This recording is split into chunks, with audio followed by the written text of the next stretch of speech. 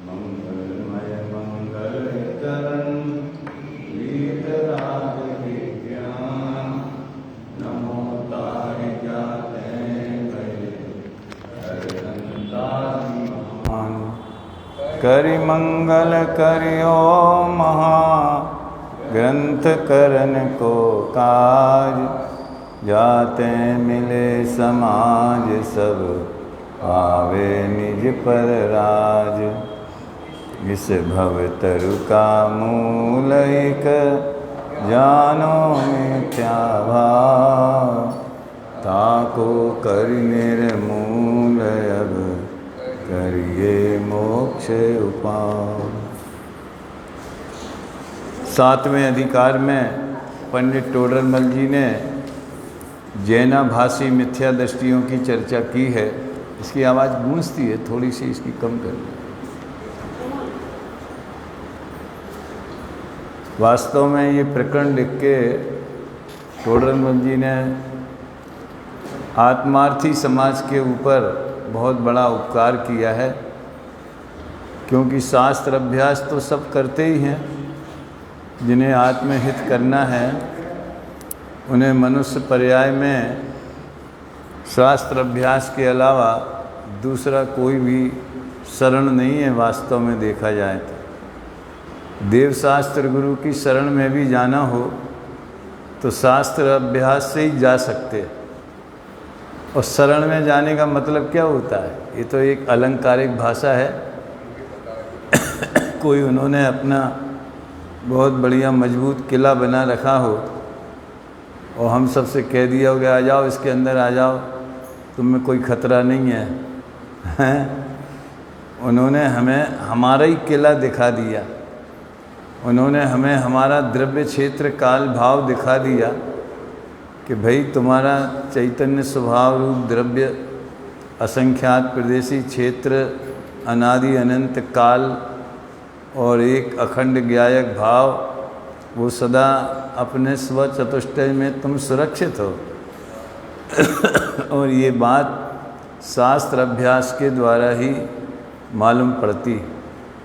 प्रवचन सार में आगम चेठा तदो जेठा, उसमें है कि जो तत्वार्थ को जानते हैं वे मोह का क्षय करते हैं।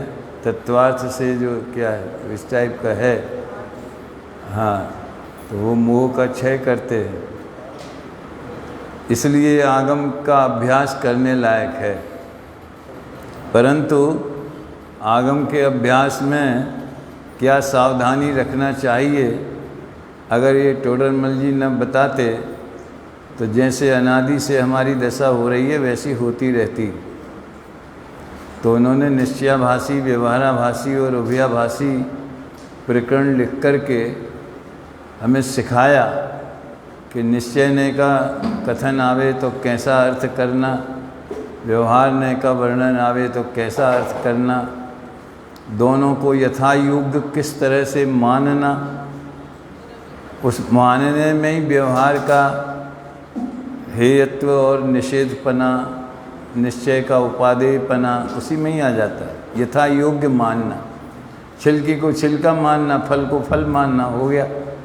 और उसमें क्या दिक्कत है कि हमें मिठास कर्तापने की है, राग की है, इसलिए हम राग को ही धर्म मानेंगे। जो कि टोडरमल जी ने जहाँ चारित्र का वर्णन किया है व्यवहाराभाषी प्रकरण में, वहाँ धान का उदाहरण दिया है। धान जिस तरह से छिलके सहित उपजती है तो कोई छिलके कोई मूल धान समझ लेता है। हर वस्तु छिलके सहित होती कुदरत में। तो ये विरतशील संयम इत्यादि तो धान के ऊपर लगे हुए छिलके जैसे हैं, ऐसी उपमा है। बहुत 2-3 बिंदु बहुत मार्मिक हैं। मैं पेज नंबर 248 से विषय को प्रारंभ करता हूँ। उभयाभाषी मिथ्या दृष्टि। अब जो केवल व्यवहार, जो निश्चय व्यवहार दोनों नयों के आभास का अवलंबन लेते हैं, ऐसे मिथ्या दृष्टियों का निरूपण करते हैं। आभास का अवलंबन कैसे लेगा कोई? देखो, अवलंबन माने यहाँ पर क्या है? ज्ञान में वैसा समझ लेना, इसी को अवलंबन कहते हैं। कोई दूसरा क्या आप कल्पना करो, आप अवलंबन का कोई दूसरा अर्थ क्या हो सकता है? ज्ञान में जैसा निश्चयाभासियों का वर्णन किया तो वैसा भी सत्य है, और जैसा व्यवहाराभासियों का वर्णन किया तो व्यवहार भी सत्य है, दोनों सत्य हैं। जो जीव ऐसा मानते हैं कि जिनमत में निश्चय व्यवहार दोनों ने कहे हैं, इसलिए हमें उन दोनों का अंगीकार करना चाहिए, ऐसा विचार कर जैसा केवल निश्चयाभास के अवलंबियों का कथन किया था, वैसे तो निश्चय का अंगीकार करते। अब ये अपन को अगर भूल गए हों कि निश्चयाभास में क्या बताया था तो दोबारा पढ़ना पड़ेगा। केवल निश्चयाभास यानी मान्यता ऐसी रखना कि व्यवहार नैक से जो भी कहा है उसे उस अपेक्षा सत्य है, ऐसा न जानकर सर्वथा असत्य मानना, ये है केवल निश्चयाभास का अवलंबन। कई बार मैं यहाँ कह भी चुका हूँ कि आत्मा को मनुष्य कहा, एक इंद्री दो इंद्री कहा, पंचेंद्री कहा। अरे संसारिणों मुक्ताश्च, जीव उपयोग लक्षण वाला है और वो संसारी और मुक्त ऐसे दो बोधमान, ये तो व्यवहार है, आत्मा में बंध होते ही नहीं है। इस तरह से मानना, बंध को जानना नहीं। आत्मा में अनादिकाल से कर्मों का बंध है, उसे सर्वथा असत्य मानना। देखो, ये बात यहीं लिखी हो ऐसा नहीं है। आप 14वीं गाथा की टीका पढ़ेंगे समय सार जी की, तो उसमें 5 दफ़े जैसे कमलनी पत्र पानी में डूबा है, तो उस दृष्टि से देखो तो ये बात सत्य है। इसलिए व्यवहार कथनचित सत्यार्थ है। क्या अब आपने गले में घी रखा है तो इसे असत्य मानोगे कि सत्य मानोगे? अगर घी निकालना है, घी का रखना है, घी का व्यवहार करना है, तो घी घड़े में है। एक बार युगल जी का प्रवचन मैंने सुना था, उनने कटोर दान में रोटी रखी है डब्बे में, उसका उदाहरण दिया था। कहाँ रखी है रोटी, कहाँ रखी है? वो स्टील के डब्बे में रखी है। तो इसका ये मतलब तो नहीं है कि तुम डब्बे को रोटी का समझ लो कि रोटी का डब्बे का समझ लो, लेकिन वहाँ रखी है ये बात रोटी रखने के लिए और वहाँ से रोटी निकालने के लिए, तो सत्य है ही। तो सर्वथा असत्य मानना निश्चय के जोर में, ये है निश्चयाभास। और जैसे केवल व्यवहाराभास के अवलंबियों का कथन किया था, वैसे व्यवहार का अंगीकार करते हैं। और व्यवहाराभास में देवशास्त्र गुरु की श्रद्धा भी करते हैं, और ये झूठी है ऐसा भी मानते हैं। समझ में आया? पूजा भक्ति दया दान भी करेंगे, व्रतशील भी पालेंगे, लेकिन ये उपचार से मोक्ष मार्ग कहे, मोक्ष मार्ग के निमित्त व सहचारी हैं, ऐसा नहीं जानेंगे, बल्कि उसी को ही मोक्ष मार्ग मानेंगे। इस तरह से वो समझ लो बड़े ये कन्फ्यूज़ रहते हैं ये। इसलिए टोडरमल जी ने इनके कन्फ्यूजन का बहुत बढ़िया चित्रण किया है। बड़े मार्मिक शब्द हैं। यद्यपि इस प्रकार अंगीकार करने में दोनों नयों के परस्पर विरोध है कि आप एक तरफ व्यवहार से जिसे मोक्ष मार्ग कहा है उसका पालन भी करो और उसे सर्वथा झूठा भी मानो और अपने को उसका कर्ता भी मानो। तो सभी मिथ्या मान्यता एक साथ चल रही, परस्पर विरुद्ध मिथ्या मान्यताएं। क्या कहा? परस्पर विरुद्ध मिथ्या मान्यताएं। यानी व्यवहार से जो कहा है वो मोक्ष मार्ग है ऐसा भी मानते हैं, और वो व्यवहार सर्वथा झूठा है ऐसा भी मानते हैं। कैसे संभव है ये? लेकिन कल्पनाओं में सब गोते लगाते रहते हैं। और उन्हें मजबूरी बताई, तथापि करें क्या, सच्चा तो दोनों नयों का स्वरूप भाषित हुआ नहीं। और जिन मत में दो नए कहे हैं उनमें से किसी को छोड़ा भी नहीं जाता। एकांत का ठप्पा लग जाएगा। ऐसे हमने जब हम जबलपुर में ही रहते थे या कई लोगों से मिलना भी होता था तो बहुत से लोग ऐसे थे, स्वामी जी जो बात कहते हैं वो तो परम सत्य है, लेकिन हम उसे सभा में नहीं कह सकते, नहीं तो लोग हमारे ऊपर सील लगा देंगे, तुम तो सोनगढ़िया हो गए। अब लोग सील न लग जाए, वो इतनी बुरी और बदनाम करने वाली सील है मोहर छाप, तो उस डर से वो सत्य को पूरी तरह से न समझ सकते न कह सकते, और बातें करें हाँ बात तो सब सही है, आप लोगों की बात तो सही है, लेकिन लेकिन लेकिन और इधर उधर की फालतू बातें उठाते हैं। जिन मत में दो नए कहे हैं उनमें से किसी को छोड़ा भी नहीं जाता। और बात सही है, किसी को छोड़ना ऐसा तो जिन मत में कहा नहीं। आपको याद होगा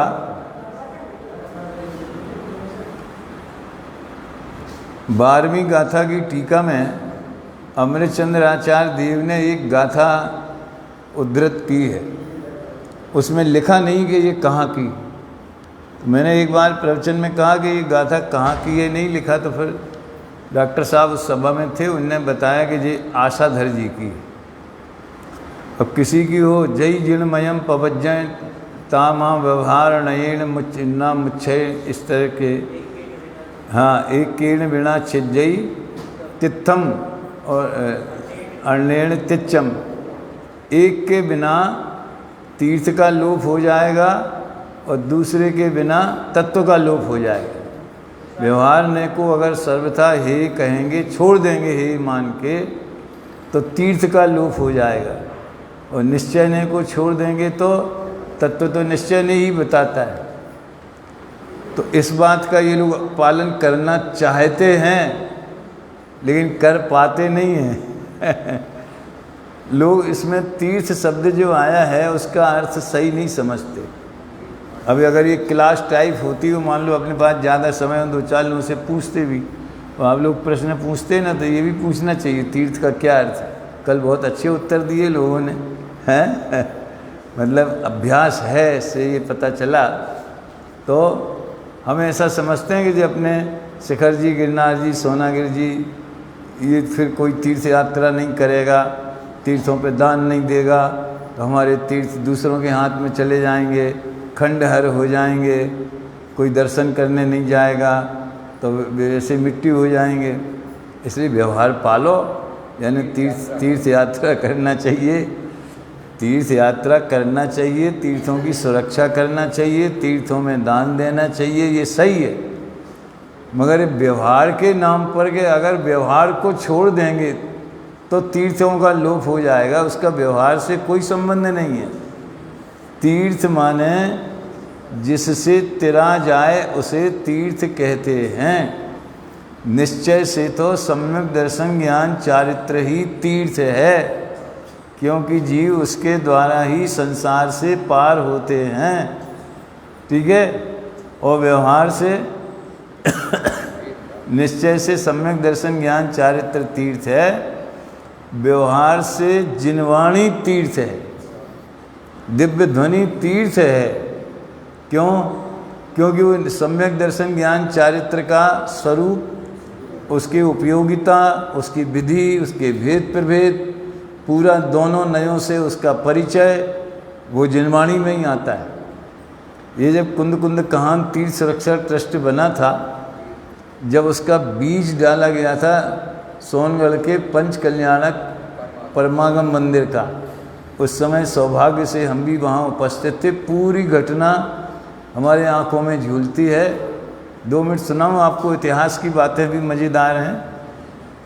कि एक तात्या जी आए थे, तात्या जी 2-3 दिन पहले दादा ने प्रवचन में भी उनको याद किया था। माणिकचंद जी चौरे कारंजा रहते थे, तो वो उसमें आए थे पंच कल्याणक में।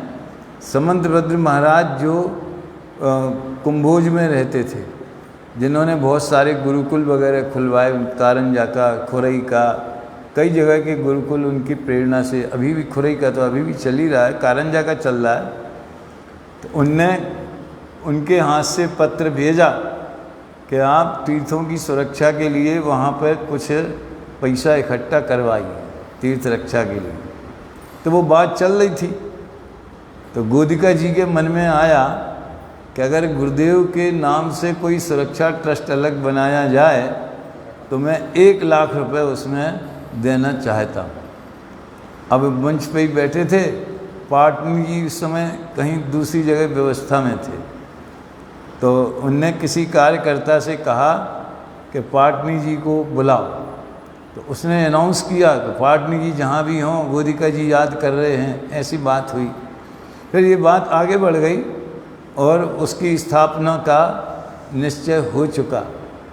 तो उसमें ये तय हुआ था कि जिनवाणी जीवंत तीर्थ है, ये कहना है मुझे तो जिनवाणी जीवंत तीर्थ है, कि तीर्थंकर अरहंत भगवान को वास्तव में तीर्थंकर जो उपमा दी गई है, व्याख्या उनकी है, तीर्थम करोति इति तीर्थंकर, जिनसे तीर्थ की प्रवृत्ति होती है इसलिए वे तीर्थंकर हैं। तो तीर्थ की प्रवृत्ति कैसे होती? अष्टप्रातिहार से, समूसरण से, सोने के सिंहासन से, 3 छत्रों से, गर्भ के 100 योजन सुभुक्ष रहता है, ऐसे केवल ज्ञान के अतिशयों से, एक अतिशय दिव्य ध्वनि, और वो केवल ज्ञान के अतिशयों में है, और शायद देवकृत अतिशय में उसमें 10 अष्ट महाभाषा समेत लघु भाषा 7 शतक सुचेत, यानी इतनी भाषाएं उस ओमकार ध्वनि में समाई हुई होती है। वो दिव्य ध्वनि नहीं हो गए मान लो तो सामान्य अरहंतों में और तीर्थंकरों में क्या अंतर रह जाएगा?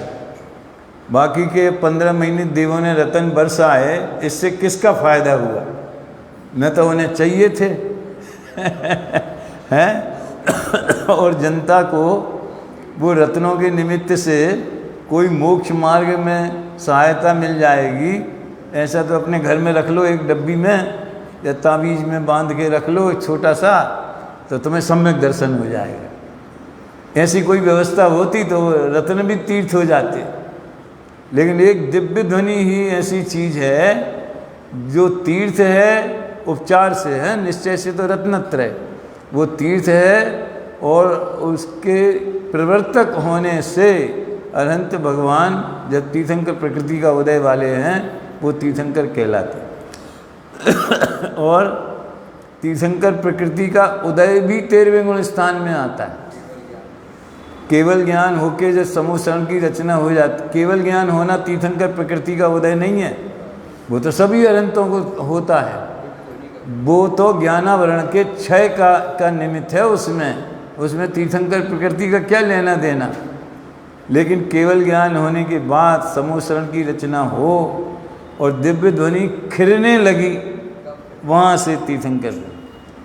तो ये जन्म के समय अतिशय हुए, गर्भ में अतिशय हुए, ये सब तमाशा हुआ, क्या है ये? और भी सहेली प्रकृतियाँ हैं।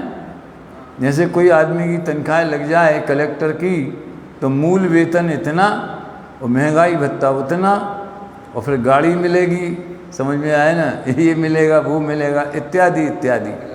तो ये है। खैर, तो दोनों नयों को साधना चाहते, लेकिन दोनों का यथार्थ स्वरूप समझ लो तो सद जाएगा, कोई बड़ी कठिन बात नहीं है उसमें। तो वो क्या मानते हैं देखो, अंतरंग में आपने तो निर्धार करके यथावत निश्चय व्यवहार मोक्ष मार्ग को पहचाना नहीं। एक एक शब्द ऐसा फिट है, बढ़िया है। पहली चीज़ तो निश्चय व्यवहार यथावत पहचानना चाहिए। निश्चय को निश्चय रूप जानना चाहिए, व्यवहार को व्यवहार रूप जानना चाहिए। क्रिया में न निश्चय होता है न व्यवहार होता है। अभी अगले ही पेज पे आएगा, राग में भी कोई भी पर्याय, अरे वीतराग भाव को निश्चय कहना और राग भाव को व्यवहार कहना यह भी ठीक नहीं है। मैंने पहले घटा के बताए थे ना, शुभ राग में भी निश्चय और शुभ राग में भी व्यवहार। नीचे लिखा है इसमें, यथार्थ निरूपण सो निश्चय और उपचार निरूपण सो व्यवहार। ये तो 7वां अध्याय शुरू हुआ था तभी बता दिया था उनने। तो यथावत पहचानना और अंतरंग में निर्धार करना। निर्धार माने पक्का निर्णय, निर्धार माने पक्का निर्णय, दृढ़ निर्णय। वो निर्णय कहाँ होता? अंतरंग में होता है, अपने ज्ञान में होता है। हमारे आत्मा के लिए अंतरंग क्या है? देखो, व्यवहार में अंतरंग हम किसे कहते? जो हमारे सबसे ज़्यादा नज़दीक होवे, जिससे हम अपनी सुख दुख की हर बात कह सकते होवे, जो हमारी हर कमजोरियों को जानता होवे।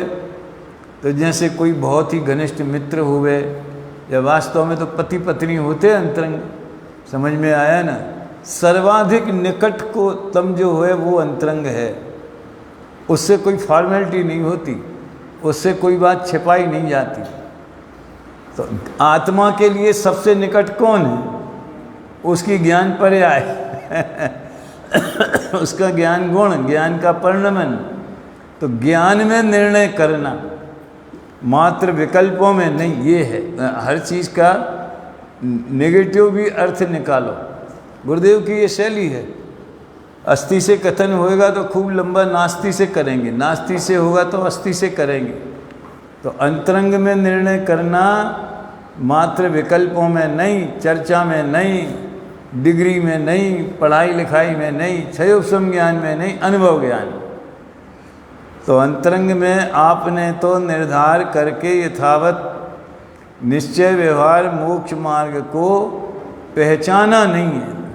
ये पहचान शब्द भी उनका बड़े कमाल का है। जानने और पहचानने में तो अंतर अपन समझ सकते।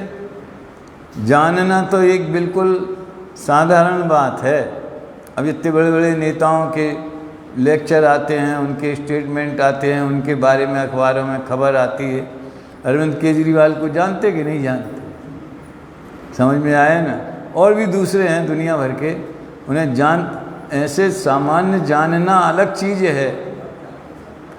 हर आदमी को बैंक में हर साल एक फॉर्म देना पड़ता है, KYC। KYC का मतलब जानते? नो यूअर क्या बोलते, कस्टमर। अपने ग्राहक को जानो।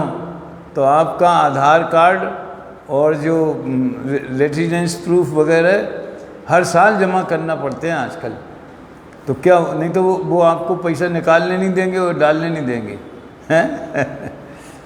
तो इसका तो बैंक मैनेजर कह सकता है कि हाँ जी तो हमारे यहाँ कस्टमर है, तो जान लिया। नौकर रखना हो आजकल घर में या दुकान में, तो उसकी फ़ोटो सहित, पहचान पत्र सहित, उसका फार्म, उसकी जानकारी, वो सब आप पहले रखिए। पुलिस वेरिफिकेशन का सर्टिफिकेट रखिए। ऐसा ज़माना आ गया। तो जानना हुआ, लेकिन पहचानना क्या होता है? पहचान तो फिर उसके गुण धर्म को भी जाने। जानने में तो एक उसके अस्तित्व मात्र का ही जानना है। हाँ, एक निश्चय व्यवहार होते, दो नए होते, जिनवाणी में कहे हैं, इसका नाम है जानना। लेकिन पहचानना माने कौन सा कथन किस अपेक्षा निश्चय नए का है, वो निश्चय नए का क्यों है, और वही कथन दूसरी अपेक्षा व्यवहार नए का क्यों हो जाता है। ऐसे उनको बराबर वस्तु स्वरूप में लागू करना अपने ज्ञान में, यह है पहचानना। तो उन्होंने क्या लिखा? पहचाना नहीं जिन आज्ञा मानकर निश्चय व्यवहार रूप मोक्ष मार्ग दो प्रकार मानते हैं। हम तो भैया दोनों को मानते हैं, हम तो दोनों को मानते हैं। हम एक पक्ष के नहीं हैं, हम एक पक्ष के नहीं होना चाहते। पता ही नहीं कौन सा पक्ष क्या है। ज़बरदस्ती ये दुर्भाग्य है कि बिना कुछ जानकारी किए, बिना कुछ अध्ययन किए, बिना कुछ समझे, समझ में आया, और समाज इस अंधविश्वास में पड़ गई कि दो पक्ष हैं, एक वो निश्चय वालों का, एक व्यवहार वालों का। और वो नया पंथ है, वो कांजी स्वामी ने चलाया है।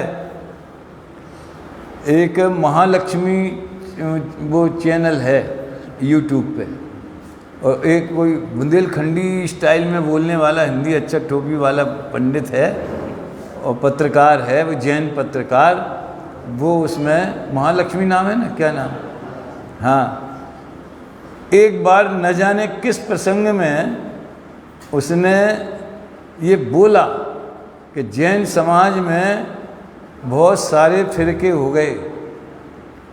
फिर उसने दिगंबर श्वेतांबर बोला, फिर दिगंबरों में 3 नाम लिए, 20 पंथ, 13 पंथ और कांजी पंथ। गजब हो गया यार। ये तो सारे देश में जानबूझकर फैला दिया गया। हम सबकी ये ड्यूटी है कि हम ऐसा नहीं कि गर्व से कहो हम भारतवासी हैं, उसी तर्ज पे गर्व से कहो हम कांजी पंथी हैं। ऐसी भूल कभी मत करना। अपने बच्चों को पाठशाला में कभी मत बताना कि कांजी पंथ नाम का कोई पंथ है। आप एक नाटक लिख करके वो बच्चों के संवाद में ये बात स्पष्ट करें। ऐसा नाटक कोई भी लिख सकता है, इसमें कोई बहुत बड़ी बात नहीं है। जैसे उन्हें भक्तामर जी, माँ चलो ना घर भक्तामर जी का पाठ तो कर लूँ। भक्तामर में क्या है, आदिनाथ भगवान की स्तुति है, तो आदिनाथ कौन थे, ऐसा। माँ कांजी पंथ क्या होता है, तो माँ को कहना चाहिए नहीं बेटा कोई कांजी पंथ नहीं है।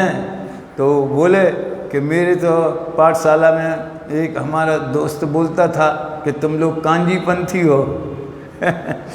आज ही जहाँ हम गए थे ना भोजन करने, तो उन्होंने बताया कि हमारे बच्चे को उसके दोस्त ने बोला कि हम तुम्हारे मंदिर नहीं आएंगे। तो क्यों, तुम्हारा मंदिर श्वेतांबरों का है। तो उसने कहा भी बच्चे ने कि तुम चल के देखो कि वो श्वेतांबर है कि नहीं है कि दिगंबर, आप बताओ है। ऐसा मतलब दुष्प्रचार जानबूझ करके होता है। तो हम तो न कांजी पंथ में हैं न, और मुनि पंथ भी अपने यहाँ तो राजमार्ग तो निर्ग्रंथों का मार्ग है, उसी को आप मुनि पंथ कह सकते हो। हमें ये कहना चाहिए कि गर्व से कहो कि हम मुनिपंथी। क्यों भाई, तुम कैसे मुनिपंथी हो गए? हम इसलिए मुनिपंथी हैं कि मुनिराज जो आरंभ परिग्रह के त्यागी, समझ में आया ना, सर्वारंभ परिग्रह त्यागी होते हैं, वे हमारे आदर्श हैं, वे हमारे पूज्य हैं। रोजाना नमोकार मंत्र में हम उन्हें नमस्कार करते हैं और उन्हें उसके बिना मोक्ष मार्ग नहीं हो सकता, ऐसी हमारी पक्की श्रद्धा है। इसलिए हम ही मुनिपंथी, मुनि का सच्चा स्वरूप हमें ख्याल में आ गया है। ये सब समझने की बात है। तो देखो, मोक्ष मार्ग 2 नहीं है, मोक्ष मार्ग का निरूपण 2 प्रकार का है। वह यहाँ से टोडरमल जी का चिंतन की मौलिकता प्रारंभ होती। आप ढूंढिए और ग्रंथों में, प्राचीन ग्रंथों में निश्चय से सम्यक दर्शन ज्ञान चारित्र क्या है, इसका भी वर्णन अभिबंध अधिकार में आया, और व्यवहार से सम्यक दर्शन ज्ञान चारित्र क्या है, इसका भी वर्णन आया। लेकिन इस स्टाइल में कि मोक्ष मार्ग एक है, मोक्ष मार्ग का निरूपण 2 प्रकार है, ये बात वहाँ भी नहीं मिलेगी। उसमें से निकाली टोडरमल जी। उन्होंने कहा कि व्यवहार 173 कलश आया था ना आज, और आज आया था कि काय में आया था, और ये सर्वत्र दिवसान में ये मखिलम, ये वाला आज हमने इसकी चर्चा की थी क्या, कभी की थी? आज तो उसमें तो 165 था। खैर हाँ, वो तो कहने का आशय ये है कि व्यवहार ने पराश्रित होने से त्याज्य है, यानी उपचरित कथन करता है। एक ही चीज़ के 2 निरूपण हैं, ये इतना खुलकर टोडरमल जी के उसमें आया। वो डॉक्टर साहब ने टोडरमल जी के ऊपर जो वो लिखी है ना, व्यक्तित्व कर्तृत्व PhD, उसमें एक बहुत मार्मिक बात है। प्रतिभाओं का लीक पर चलना कठिन है, ख्याल में आए, सुनना ध्यान से। प्रतिभाओं का लीक पर चलना कठिन है। ऐसी प्रतिभाएं बहुत कम होती हैं कि जो लीक छोड़ के तो चलें लेकिन भटकें नहीं। टोडरमल जी ऐसी ही प्रतिभा के धनी थे। अब लीक छोड़ के चले माने क्या, आगम को छोड़ दिया, आगम से हट के चले गए। लीक का कौन सी लीक छोड़ दी? अरे समाज में जो धारणाएं थी, जो परंपराएं थी, मान्यताएं, प्रक्रिया की परंपरा नहीं, जो ज्ञान में जो गलत समझ की परंपराएं थीं, वो लीक उन्होंने छोड़ी। तो समाज में ये माना जाता था कि दो मोक्ष मार्ग हैं, तो उन्होंने उस पर प्रहार किया, लेकिन भटके नहीं। ये मार्मिक बात है। मौलिकता के नाम पर अपने मन से चाहे जो कुछ कहना, ये तो मेरा मौलिक चिंतन है। पंडित साहब रविंद्र जी तो मौलिक शब्द का अर्थ करते हैं कि अपने मन माना नहीं। मौलिक माने मूल से जुड़ा हुआ, वो मौलिक होता है। क्या? जो मूल भगवान आत्मा मौलिक तत्व है, क्योंकि वो मूल चीज है, हैं? तो ये वो लीक छोड़ के चले इन पंक्तियों में। मोक्ष मार्ग दो नहीं है, मोक्ष मार्ग का निरूपण दो प्रकार है। और इसकी चर्चा तो हो चुकी, मैं ऊपर से बता देता हूँ। जहाँ सच्चे मोक्ष मार्ग को मोक्ष मार्ग कहा जाए सो निश्चय मोक्ष मार्ग है, और जहाँ मोक्ष मार्ग, जो मोक्ष मार्ग तो है नहीं, पहली से वो बताया था बोर्ड के उदाहरण से, व्यवहार स्वयं परमार्थ नहीं है, परमार्थ का प्रतिपादक है, अन्यत्र भटकने से बचाता है। तो पहली सूत्र तो यहाँ से निकाला कि मोक्ष मार्ग तो है नहीं, और मोक्ष मार्ग का निमित्त व सहचारी है। यहाँ मोक्ष मार्ग की प्रकरण है ना जी, मोक्ष मार्ग प्रकाशक है ना, इसलिए उन्होंने मोक्ष मार्ग में जो निश्चय व्यवहार की चर्चा होती है उसका ज़्यादा वर्णन किया, उसकी मुख्यता रखी। अब आप बताओ कि ये मोक्ष मार्ग का निमित्त कैसे हो सकता है? निमित्त किसे कहते? जो अनुकूल बाह्य पदार्थ होता है उसे निमित्त कहते। समझ में आया ना? जैसे कि बाई ने रोटी बनाई तो उसके जो भाव हुए, योग और उपयोग, वो रोटी बनाने में निमित्त हैं। और बाकी जो दुनिया में दूसरी चीज़ें घर में और रखी हैं, और बर्तन हैं, और दूसरी चीज़ें हैं। समझ लो, मान लो अगर घर में 3 बेलन रखे हैं, तो जिस बेलन से उसने रोटी बेली है वो निमित्त है, और बाकी के कुछ नहीं है, वो रखे अपनी जगह रखे। समझ में आया ना? जिसने कुछ योगदान दिखता होवे, अंदर तो कोई प्रवेश करता नहीं है, निमित्त उपादान के भीतर तो जाता नहीं है, लेकिन योगदान जिसका दिखे। अब इसको अपन मोक्ष मार्ग में लगाओ कि एक जीव के, अब मुनि में जल्दी समझ में आता है, 3 कषाय चौकड़ी का अभाव हो गया, वो निश्चय मोक्ष मार्ग। जो वीतराग भाव प्रकट हुआ वो निश्चय मोक्ष मार्ग है।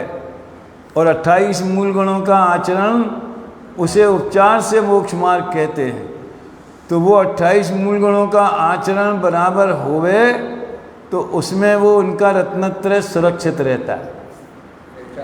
और अगर वे मूल गुणों में गड़बड़ है तो समझ लेना वो निश्चय रत्नत्रय ही खतरे में है ही नहीं, उसमें दोष लगे, उसी में वो विशुद्धि नहीं होगी, तभी उसमें गलत दोष लगते इत्यादि जो भी होता।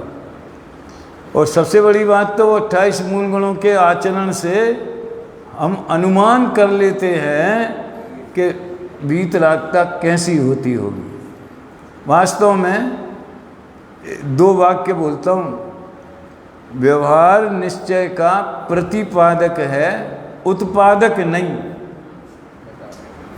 क्या कहा? वो उनके सुभराग में ये 5 महाव्रत, 5 समिति इत्यादि का सुभराग है, इसलिए उनके भीतर वीतराग भाव प्रकट हुआ है। उसके कारण ऐसा नहीं है, वो प्रतिपादक है। जैसे धुआं अग्नि का प्रतिपादक है, उत्पादक नहीं, ऐसे व्यवहार भी परमार्थ का प्रतिपादक। 8वीं गाथा में प्रतिपादक का प्रयोग, प्रतिपादक संबंध बताया है, लेकिन लोगों ने वो प्रतिपादक को उत्पादक मान लिया। और यही वृत्तशील संयम करते ही करते तो भैया ऊपर के गुण स्थान चढ़ेंगे। यही करते करते तो मोक्ष मार्ग होएगा, ये मिथ्या धारणा, ये उभयाभास हो गया। मोक्ष मार्ग तो वही है, लेकिन उसके लिए ये करना पड़ेगा कि नहीं? अरे वो होगा तो ये जीवन में प्रकट हुए बिना रहेगा नहीं, ऐसी निश्चय व्यवहार की संधि है। वो पहले गुण स्थान वाले को भी हो जाते व्रत, वो असली नहीं होते, वो रूढ़ी से कहे जाते, बस ये बात। तो ये फार्मूला समझ लेना भैया, मोक्ष मार्ग का निमित्त और सहचारी दो चीज़ें लगाई। सहचारी माने अकेला सहचारी नहीं, पूर्वचारी भी, उत्तरचारी भी। जैसे मुनिराज निर्विकल्प अनुभूति में गए तो उसके पहले भी वैसे विकल्प थे, उसके बाद में भी वैसे विकल्प आते हैं, और अबुद्धिपूर्वक उस समय भी वैसे विकल्प रहते, अबुद्धिपूर्वक पता नहीं चलता। क्योंकि निश्चय व्यवहार का सर्वत्र ऐसा ही लक्षण है। सो सच्चा निरूपण सो निश्चय, उपचार निरूपण सो व्यवहार। इसलिए निरूपण अपेक्षा दो प्रकार मोक्ष मार्ग जानना। अब आपसे वो प्रश्नोत्तर पूछे जाएं कि क्या मोक्ष मार्ग दो तरह का है कि नहीं, तो क्या उत्तर आना चाहिए? कोई ये बोलेगा नहीं दो प्रकार का नहीं है, तो ये भी सत्य है ही नहीं। और कोई हाँ है तो ये भी सत्य है कि निरूपण की अपेक्षा दो प्रकार का है। समझ में आया? निरूपण माने कथन शैली, वो वीतराग भाव को बताने का कोई साधन नहीं है बिना व्यवहार मोक्ष मार्ग के। किंतु एक निश्चय मोक्ष मार्ग है और एक व्यवहार मोक्ष मार्ग है। इस प्रकार दो मोक्ष मार्ग मानना मिथ्या है। तो इस तरह सबसे पहले तो इन्होंने एक नींव तैयार की, और उभयाभास के हमने उसमें पॉइंट लिखे, नए रहस्य में पढ़ना जी उभया, वहाँ तो हमने एक नए रहस्य में एक अध्याय अलग जोड़ा जो नए चक्र में नहीं है। जैन मतावलंबी मिथ्यादर्शी, ये 7वें अधिकार के आधार से काफ़ी उसमें है, दो अध्याय शायद नए हैं अलग। तो ये मूल बात तो ये है कि यथार्थ निरूपण, सच्चा निरूपण सो निश्चय और उपचार निरूपण सो व्यवहार, किसी भी पदार्थ का। अब दूसरी बात, तथा निश्चय व्यवहार दोनों को उपादेय मानता है, वो भी भ्रम है, क्योंकि निश्चय व्यवहार का स्वरूप तो परस्पर विरोध सहित है। ये सब जो फार्मूले लिखे ये सब, इन्हें अप्लाई करो, अब इस पर चर्चा करो कि कैसे इनमें विरोध है, निश्चय व्यवहार में कैसे विरोध है। कभी कहते हैं कि अविरोध है, कभी कहते हैं विरोध है। उसमें मैंने उदाहरण दिया है कि इनमें 63 जैसा विरोध है, 36 जैसा विरोध नहीं है। समझ में आया ना? निश्चय और व्यवहार के निरूपण, देख तो दोनों निरूपण हैं, वस्तु के धर्म तो है नहीं, दोनों निरूपण के नाम हैं। तो ये ललितपुर में शिविर लगा था जब, तो बड़ा वातावरण ऐसा था कि तो मैं बहुत टेंशन वाला है कि, और चौराहे पे प्रवचन होते थे बिल्कुल बाबू भाई के, डॉक्टर साहब के सर। हमारा ज़्यादा उनसे परिचय हुआ नहीं, थोड़ा थोड़ा हुआ, तो डॉक्टर साहब जानते थे, बाबू भाई उतना ज़्यादा जी बाबू भाई जानते थे। तो क्या हुआ, हमने एक प्रश्न भेजा चिट्ठी में लिख के, हम तो नीचे बैठे थे श्रोताओं में सुनते थे, और उत्तम चंद जी ऊपर बैठे थे, तो हमने उनके पास भेजी। उसमें 3 प्रश्न थे, एक ही प्रश्न को 3 तरीके से भेजा था। व्यवहार ने कहता है कि देह और आत्मा एक हैं, निश्चय ने कहता है तो देह और आत्मा एक नहीं है। तो ऐसे जो एक कहने वाला व्यवहार भिन्न कहने वाले परमार्थ का प्रतिपादन कैसे होगा? अब उसका सपोर्ट करना चाहिए ना उसको, है ये वो तो उल्टी बात कह रहा है। जो निश्चय कहे, जो व्यवहार कहे तो निश्चय मना कर दे, और जो निश्चय बोलता है वो बात व्यवहार कहते ही नहीं है, वो भी उससे उल्टी कहता है। निश्चय कहता है कि यद्यपि व्यवहार ने निश्चय का निषेध नहीं करता, प्रतिपादन करता है, तो वो व्यवहार ने निश्चय से विरुद्ध बोले तो तुम उसको कहते प्रतिपादक है, ऐसा प्रतिपादन होता है। समझ में आया? प्रतिपादन, हाँ हाँ, वो आत्मा तो वास्तव में देह से भिन्न ही है, भले संयोग में है तो क्या हुआ, ऐसा उसको उसी के अनुकूल बातें बोलना चाहिए ना, तब तो वो प्रतिपादन कहलाएगा। जो टीवी पे बहस करते हैं वो अपनी जो पार्टी जो मानती है वही बात कहते हैं ना, तो कैसा वो प्रतिपादक है? ऐसे दो प्रयोग और पूछे थे। व्यवहार कहता है विरतशील संयम आदि मोक्ष मार्ग है, निश्चय कहता है विरतशील संयम आदि बंध मार्ग। अब बताओ, तुम कहते हो निमित्त व सहचारी है और प्रतिपादक है, ये फंदा सुलझ जाए ना तो उसको मर्म समझ में आ गया निश्चय व्यवहार। ऐसे तीसरा और बताया था, व्यवहार ने कहता है आत्मा में दर्शन ज्ञान चारित्र हैं, निश्चय ने कहता है न ज्ञान है न दर्शन है चारित्र है। ये तो गाथा है। अब वो डॉक्टर साहब ऐसा समझे कि जे किसी विरोधी ने सभा बिगाड़ने के लिए भेजी है चिट्ठी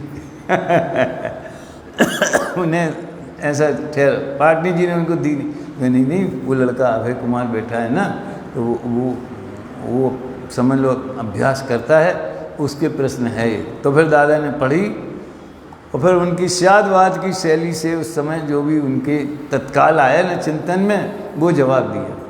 और हमें ये फार्मूला सुलझाना है कि दोनों में विरोध है, लेकिन विरोध किस तरह का? अच्छा, हम और आप यहाँ बैठे हैं तो हमारे बैठने की दिशाओं में विरोध है कि नहीं? आपका मुख उस दिशा में है भगवान की तरफ, और हमारा मुख आपकी दिशा में है सामने गेट की तरफ, तो बिल्कुल विरोध ही हो गया ना। लेकिन ये विरोध मैत्रीपूर्ण विरोध है, ये कषाय वाला विरोध नहीं है। समझ में आया? अगर हम और आप रास्ते में मिलें और इतना एक दूसरे के प्रति बैर हो कि हम इस बगल से निकल जाएं, तुम उस बगल से निकल जाओ, एक दूसरे की तरफ देखें ही नहीं, या तुम हमारी तरफ पीठ करके बैठ जाओ, हम तुम्हारी तरफ पीठ करके बैठ जाए, तो 36 लिखते हैं हिंदी में, तो दोनों की 3 और 6 की पीठ आमने सामने होती, और 63 लिखते हैं तो दोनों के मुख आमने सामने होते। विरोध दो तरह का हो गया ना, एक मैत्रीपूर्ण विरोध और एक शत्रुतापूर्ण विरोध। तो व्यवहार और निश्चय में मैत्रीपूर्ण विरोध है, ये समझना चाहिए। बड़ा अच्छा प्रकरण आ गया है। अब मैत्रीपूर्ण विरोध कैसे है? वो देह और आत्मा को एक कहता है, उसका मतलब समझो, उसकी भाषा का आशय क्या है कि देह और जैसे घी का घड़ा, व्यवहार ने कहेगा कि ये घी का घड़ा है, निश्चय ने कहेगा कि घी का घड़ा नहीं है, तो हमें विरोध दिखाई देगा। लेकिन ये घी का घड़ा कह कर के व्यवहार ने उस घड़े में रखे हुए घी का ज्ञान कराया। उसने बताया है कि घी रखा, इसी में घी रखा जाता है, इसी में रखा गया है, और भले हम अब बिल्कुल नहीं रखा हो और नया खरीद के लाए हो, और इस प्रयोजन से लाए हो कि इसमें घी रखना है, तो भी वो घी का घड़ा कहलाएगा। मतलब वो घी के साथ उसका तात्कालिक संबंध को बताता है। जिस आत्मा को व्यवहार ने देह सहित कहा है, वो उसका तात्कालिक संबंध बताया है, और निश्चय ने देह से भिन्न कहा है, तो उसी आत्मा का त्रैकालिक शाश्वत यथार्थ स्वरूप बताया। हो गया, प्रतिपादन हो गया ना। देखो, इसमें वो देह में रह कर के भी देह से भिन्न है।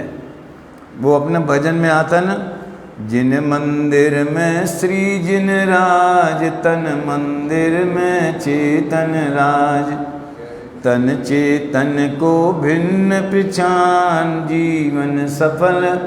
तन में चेतन, तो तन में होता है चेतन, चेतन तन में होता है, और तन में नहीं होता तो क्या बाहर होता है? अब ये बड़ी विचित्र बात है, एक तरफ तो कहते तन में हो, तन में नहीं होता, ये बात भी सही है, ये पारमार्थिक सत्य है, और तन में ही चेतन बैठा है, ये व्यवहारिक सत्य है। क्योंकि तन में, अभी हमने परमात्म प्रकाश में जो शुरू के दोहों में ये बात आई तो इसका बहुत खुलासा किया कि वो देह देवल में योग सार की भाषा, परमात्म प्रकाश की भाषा, कि तन मंदिर में देव है, देह देवल, देवल वाले भी मंदिर होता है, देह रूपी देवल में ये देव स्वरूप भगवान आत्मा है। तो जो आत्मा चेतन है और वो जड़ है और दोनों में अत्यंत अभाव है, तो कैसे हो सकता है उसके अंदर? भैया संयोग तो है ना, एक क्षेत्रावकाश संबंध तो है। अगर इसे नहीं बताएं तो कोई ब्रह्मांड में ढूंढेगा, कोई अद्वैत ब्रह्म में ढूंढेगा, कोई अंगूठे में ढूंढेगा, कोई नीचे ढूंढेगा। आ जाया था ना वो महर्षि दास जी का छंद है, लोग न जाने कहाँ कहाँ भटकेंगे। अगर देह में है आत्मा, ये देह में ही विराजमान है ऐसा न कहें तो लोग कहाँ कहाँ आत्मा को ढूंढने के लिए कल्पना करेंगे। तो भैया वो बाहर नहीं है, व्यवहार से। वो जब दृश्य संग्रह में गाथा आती, अणुगुरु देह पमाणु उपसंहारप सप्पदो चेदा, यही है ना, असमोह दो व्यवहारा निश्चय नय दो असंख्य देशो, असंख्यात प्रदेशों में रहता है। तो देह में रहकर भी देह से भिन्न है। कौन? जो देह में रहता है ना, वो देह रूप नहीं होता। तो देह में रहता है इतना न कहें तो वो देह से भिन्न को ढूंढने कहाँ जाएंगे? उन्होंने कहा पंडित साहब कहाँ मिलेंगे? मेरे लिए कोई पूछे कहाँ मिलेंगे, तो वो ये बाजू में जो विद्वत निवास है उसमें, उस कमरे में है। तो इतना कहना पड़ेगा कि नहीं कहना पड़ेगा? तो हम तक पहुँचने के लिए उसे इस व्यवहार से गुजरना पड़ेगा। देह तक पहुँचने के लिए, ये आत्मा तक पहुँचने के लिए देह से, राग से, भेद से होकर के अंदर पहुँचना पड़ेगा। ये है विरोध और अविरोध। समझ में आया है? कठिन तो नहीं है? नींद तो नहीं आ रही?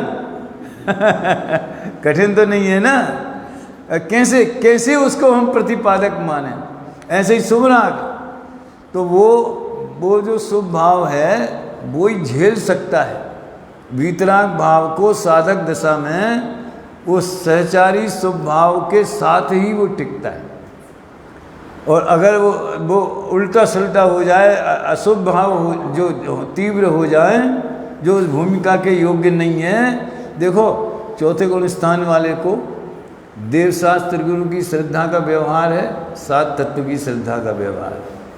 और अशुभ राग भी बहुत है कि नहीं? अभी अविरति है तो व्रतों का बिल्कुल भी ग्रहण नहीं है, इंद्रिय भोगों का त्याग नहीं है, तो उसके इंद्रिय भोग तो हैं ही, भले वो मधुर विषम जानता हो गए। अब मैं ये पूछता हूँ कि व्यवहार मोक्ष मार्ग का आरोप किस पर आएगा? चक्रवर्ती को व्यवहार मोक्ष मार्ग भी है, तो क्या वे क्या बोलते हैं, जो 6 खंड की विभूति और 96,000 रानियाँ और दुनिया भर की जलाए बलाए, वो व्यवहार से मोक्ष मार्ग है? सहचारी होने पर भी वो मोक्ष मार्ग नहीं है, क्योंकि निमित्त नहीं है, अनुकूल नहीं है। 5 इंद्रिय के विषय भोग वो व्यवहार से भी मोक्ष मार्ग के अनुकूल नहीं है, वे निमित्त नहीं है।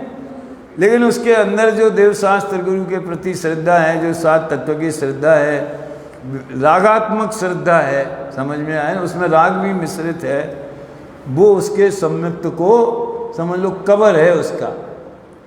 कवर के भीतर क्या पैकिंग के भीतर माल पैकिंग के 2 काम हैं। कौन कौन से? एक तो माल की पहचान कराती है और दूसरे माल को सुरक्षित रखती है।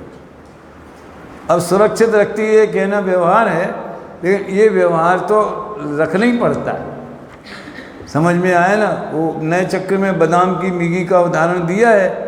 वो सारी वो छिलका जो है गर्मी सर्दी अपने माथे भोगता है, तब वो अंदर बादाम की मिगी पकती है और वो बड़ी होती है, वो बादाम कहलाने लायक होती है। बेचारे ने इतनी मेहनत से तो उसने उसको सुरक्षित रखा, और जब हलवा बनाना हुआ तो उसको लोढ़ा लेकर के तोड़ दिया। ऐसी प्रक्रिया है भैया कि जगत का ऐसा व्यवहार है। अब क्या करें? हैं बहुत से उदाहरण हैं।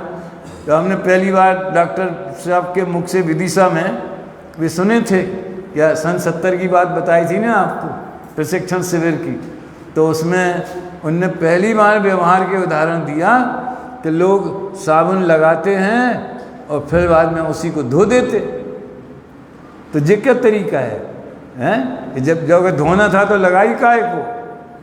अरे लगाई इसलिए थी कि उससे उसका मेल कट जाए, और फिर अगर धोए नहीं तो मेल भी लगा रहेगा और साबुन भी लगी रहेगी, वो उसके काम में नहीं आएगी, फिर पहनने के काम में नहीं आएगा वो कपड़ा। तो कपड़ा साफ करने के लिए ये दोनों प्रकार की प्रक्रिया जरूरी है। हजारों उदाहरण हैं, आप लोग भी अपने रसोई घर में भी लगा सकते हैं। तो ये है, ये काय का व्याख्या की मैंने, है तो बहुत लंबी लेकिन थोड़ा ये मार्मिक था। निश्चय व्यवहार दोनों को उपादेय मानता है, वो भी भ्रम है, क्योंकि निश्चय व्यवहार का स्वरूप तो परस्पर विरोध सहित है। उसके लिए उनने 11वीं गाथा रखी टोडरमल जी ने, व्यवहारो अभूदत्तो भूदत्तो देशी ऊण सुदृढ़ो। व्यवहार अभूतार्थ है, सत्य स्वरूप का निरूपण नहीं करता। तो इसको ऐसा मत समझ लेना कि जो बोलता है तो झूठ बोलता है। देखो मैंने शायद पहले भी कहा था कि अगर हम कहें कि भैया हमारे कमरे में आना जरा, और वो बिजली थोड़ी ठीक नहीं है, बल्ब फ्यूज हो गया, बल्ब बदलवा देना, सफाई करवा देना, तो ये हम उसको अपना कह रहे उस कमरे को, तो हमें झूठ नाम का पाप लगेगा कि नहीं लगेगा? बताओ राजेश जी, क्यों नहीं लगेगा? क्योंकि हमारा आशय उसे अपना मानने का या उसका मालिक बनने का नहीं है, वो परमार्थ हमारे साथ में है। बहुत मार्मिक बात आ रही है, थोड़ा नए तरीके से आ रही है प्रदीप जी। वो परमार्थ हमारे अभिप्राय में है और आप उसे जानते हो, इसलिए हम कहें कि हमारा मुमुक्षु समाज, हमारा घर, हमारा मंदिर, तो किसी को न बुरा लगेगा न किसी को शंका होगी कि जो इस पर कब्जा करना चाहते, इसलिए वो व्यवहार सत्य है, वो झूठ नाम का पाप नहीं लगेगा। लेकिन अगर वो परमार्थ नहीं हुआ, अगर वो परमार्थ आपकी समझ में नहीं आया या हमारे अंदर नहीं हुआ, फिर हम कहेंगे ये मेरा है। पड़ोसी के हिस्से में 2 फुट ज़मीन को कहेंगे ये तो हमारे हद की है, तो झूठ नाम का, चोरी नाम का सब तरह के पाप आ जाएंगे। इतना फर्क पड़ता है? तो व्यवहार को अभूतार्थ कहा, यानी वस्तु का त्रैकालिक परमार्थ स्वरूप जो है वो नहीं बताता। क्यों नहीं बताता? जो नहीं बताए, जो उपचरित स्वरूप बताए, उसी को व्यवहार कहते हैं। वही सूरज पूरब से निकलता है। व्यवहार अभूतार्थ क्यों है? वास्तविक निरूपण क्यों नहीं करता? वो दूसरा भाई है ना, वो वास्तविक निरूपण करने वाला। जैसे एक भाई को, दुकान पे 2 भाई हैं, एक उधार देता है और एक वसूली करता है। पहले ऐसा बहुत होता था, एक भैया वसूली पे निकल जाते थे, हैं, तो वे दुश्मन जैसे लगते थे, लेकिन वो भी दुकान के संचालन में उनका बराबर का योगदान, काम दोनों के विरुद्ध हैं। एक उधार, अरे खरीद करता है, एक बिक्री करता है, दोनों परस्पर विरुद्ध हैं, लेकिन वो मैत्रीपूर्ण विरोध है ना। तो ये व्यवहार को अभूतार्थ का है निश्चय की दृष्टि से। ये बात हमेशा ध्यान में रखना। अभूतार्थ मतलब प्रयोजन भूत नहीं है। अभूतार्थ के 2 अर्थ, प्रयोजन भूत नहीं है और ज्ञायक स्वभाव में उसकी सत्ता नहीं है। भूतार्थ माने विद्यमान भी होता है और भूतार्थ माने प्रयोजन भूत भी होता है।